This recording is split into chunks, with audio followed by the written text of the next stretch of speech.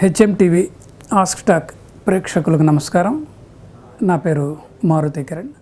నేను ఒక మోటివేషనల్ స్పీకర్ని. ఇవాళ నేను అనుకున్న టాపిక్ ఏంటంటే స్నేహం.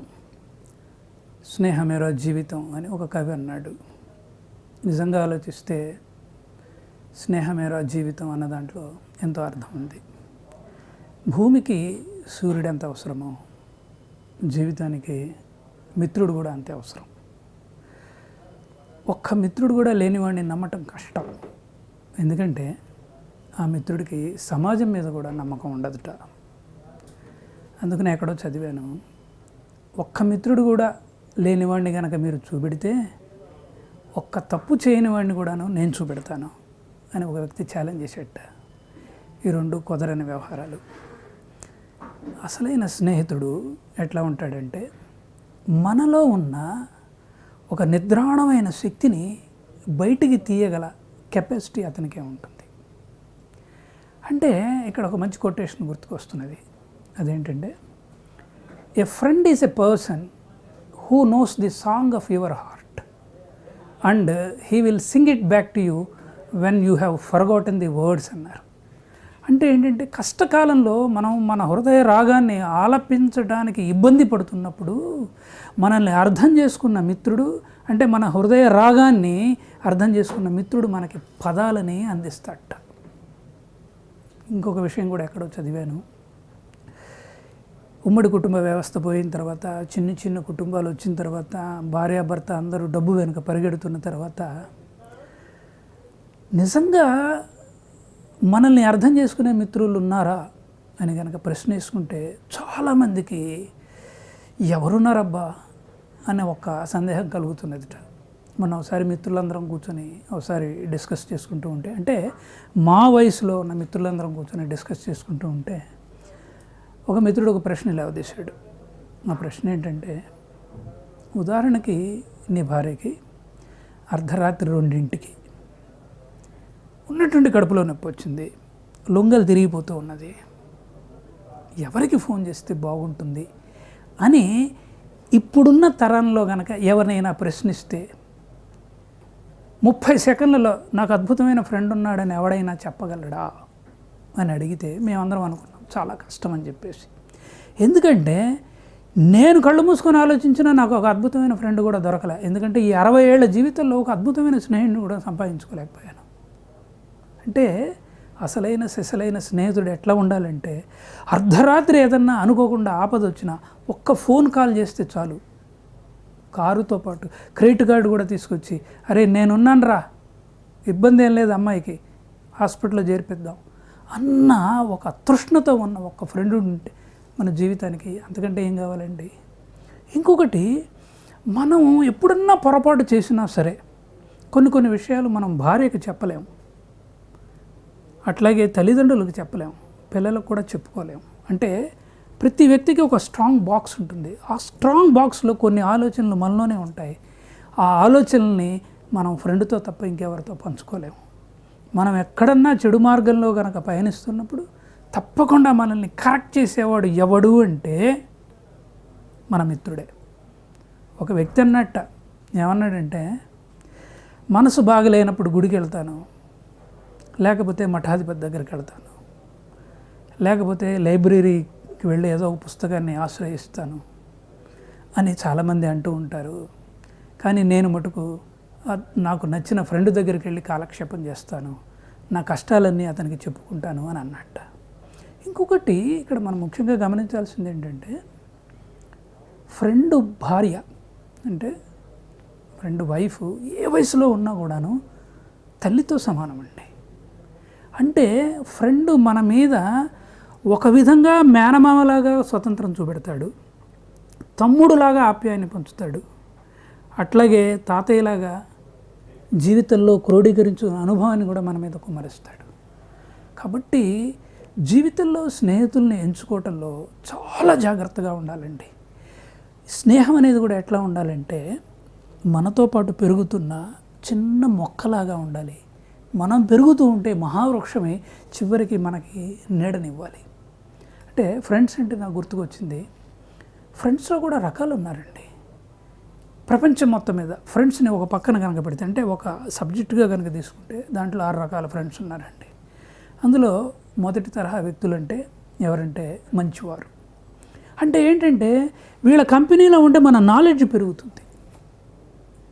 అంటే వాడి దగ్గర ఒక అరగంట కూర్చుంటే కొత్త విషయాలు తెలుస్తాయి. మొదటి కేటగిరీ వారు. రెండో కేటగిరీ వాళ్ళు ఏంటంటే వాళ్ళు సహాయం చేసే వ్యక్తులు.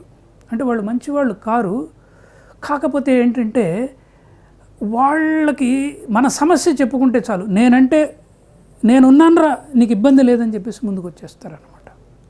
అట్లాగే ఇంకొక తరహా వ్యక్తులు ఏంటంటే వాళ్ళని ఏమంటారంటే పరాన్న జీవులు అంటారట.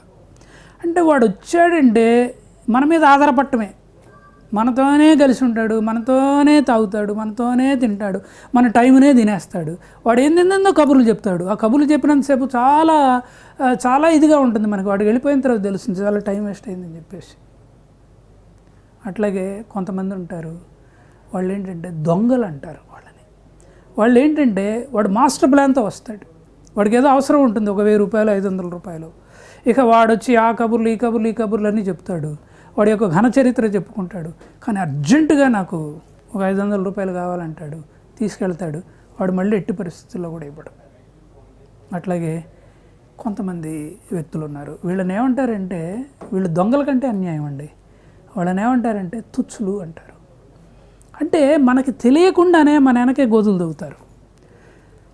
ఎట్లా ఉంటుందంటే మనకి తెలియకుండానే మన వెనక మనకి తెలిసిన ఫ్రెండ్స్కి తెలియని వాళ్ళకు కూడా మన గురించి చెడుగా ప్రచారం చేస్తూ ఉంటారు.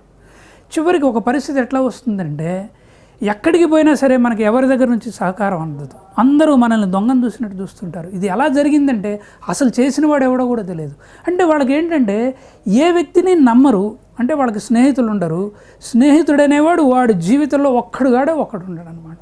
అందువలన సమాజం ఎప్పుడూ కూడా వాడిని దూరం పెట్టేస్తూ ఉంటుంది. వాడు ఏం చేయాలి, ఎవడో ఒకడి మీద కక్ష తీర్చుకోవాలి. వాడు తెలిసిన వాడే కావక్కర్లేదు, వాడి మీద లేనిపోయిన అపవాదులు వెనక నుంచి ప్రచారం చేస్తూ ఉంటాడు. కాబట్టి ఇటువంటి ఫ్రెండ్స్ రకరకాలుగా ఉంటూ ఉంటారు. ఈ ఫ్రెండ్స్ని ఎన్నుకోవడంలో మనం చాలా జాగ్రత్తగా ఉండాలండి.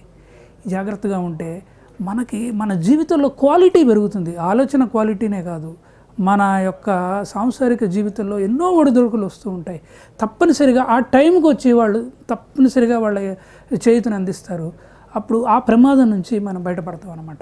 ఎందుకంటే అన్ని విషయాలు మనకి తెలవాలని లేదు, మన ఫ్రెండ్స్కి కొన్ని విషయాలు తెలుస్తాయి.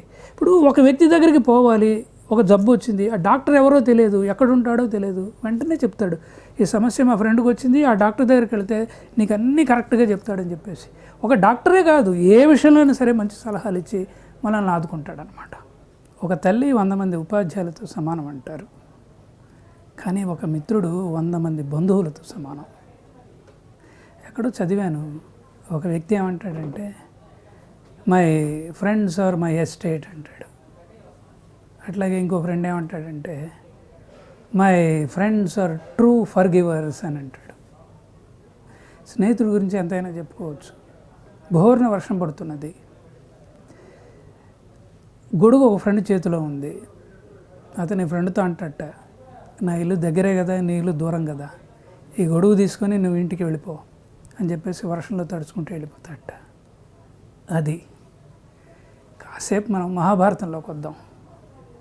శ్రీకృష్ణుడు కూడా కర్ణుడికి చెప్తాడు, ఎప్పుడు యుద్ధం అనివార్యమైనప్పుడు చెప్తాడు, నువ్వు అధర్మం వైపు మొగ్గు చూపెడుతున్నావు కర్ణ, ఆలోచన చేసి పాండవుల వైపుకు రా అని.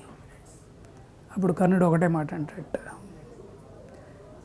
జీవితం అంటే అర్థం తెలియని నాకు, సరి అయిన జీవితం లేని నాకు ఒక జీవితాన్ని ప్రసాదించి అంగరాజ్యానికి పట్టాభిషిక్తుని చేసి ఒక రాజుగా మలిచాడు దుర్యోధనుడు.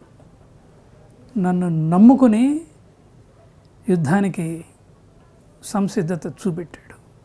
ఈ పరిస్థితుల్లో నేను ఓడిపోయినా సరే, అధర్మం వైపునున్నా సరే, నేను మటుకు నా సాయశక్తులను ఉపయోగించి నా యొక్క మిత్రుడికి నేను ఎట్టి పరిస్థితుల్లో అయినా కూడాను న్యాయమే చేస్తాను తప్ప అన్యాయం చెయ్యను అని అంటాడు.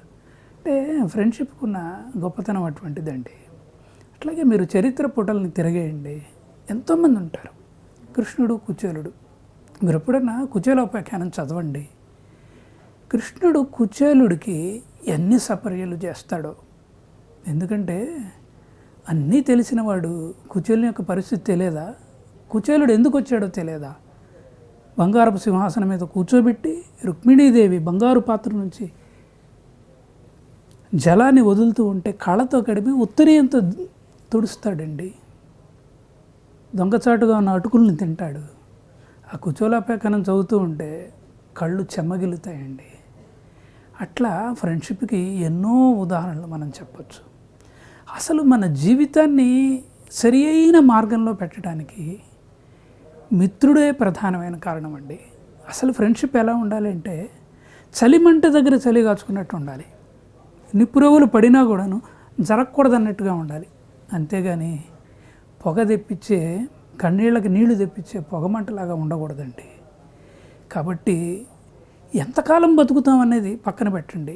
బతికినంతకాలం నాణ్యతతో బతికామా, నిజాయితీతో బతికామా అన్నది కనుక ఆలోచిస్తే అందులో తప్పనిసరిగా స్నేహితుడి పాలు ఎక్కువ ఉంటుందండి. ఇంకొక చిన్న విషయం చెప్పి ముగిస్తాను. అదేంటంటే ఒక వయసు వచ్చిన తర్వాత, అంటే పెళ్ళైన కొత్తల్లో భార్యాభర్తల మధ్య ప్రేమ ఉంటుంది. 40-45 ఏళ్ళు వచ్చేటప్పటికి పిల్లలు టీనేజ్కి వచ్చేటప్పటికి ఒక రకంగా బరువు బాధ్యతలతో ఉంటారు వాళ్ళు. కానీ ఆ పిల్లలు టీనేజ్ వచ్చేటప్పటికి, అంటే భార్యాభర్తలకి 40-45 దాటేటప్పటికి వాళ్ళ మధ్య ప్రేమ కంటే స్నేహం పాలే ఎక్కువ ఉండాలండి. ఆ స్నేహం పాలు కనుక ఎక్కువ ఉంటే ఆ కుటుంబము విలువలతో మనగలుగుతుంది. పిల్లలకు కూడాను దిశానిర్దేశం అద్భుతంగా చేయగలుగుతుంది. ఏదేమైనా ఈ స్నేహం అనేది చాలా ఉత్కృష్టమైన సబ్జెక్టు. దీని గురించి ఎంతసేపు అయినా మాట్లాడచ్చు. కాకపోతే ఈసారి మళ్ళీ కలుసుకున్నప్పుడు మళ్ళీ మరిన్ని విషయాల గురించి మాట్లాడుకుందాం. Thank you. ఉపన్యాస కళలో మీరు నిష్ణాతులు అవ్వాలనుకుంటున్నారా? అయితే మీ కొరకే వక్త. వివరాల కోసం సంప్రదించాల్సిన ఫోన్ నంబర్ 9553586062.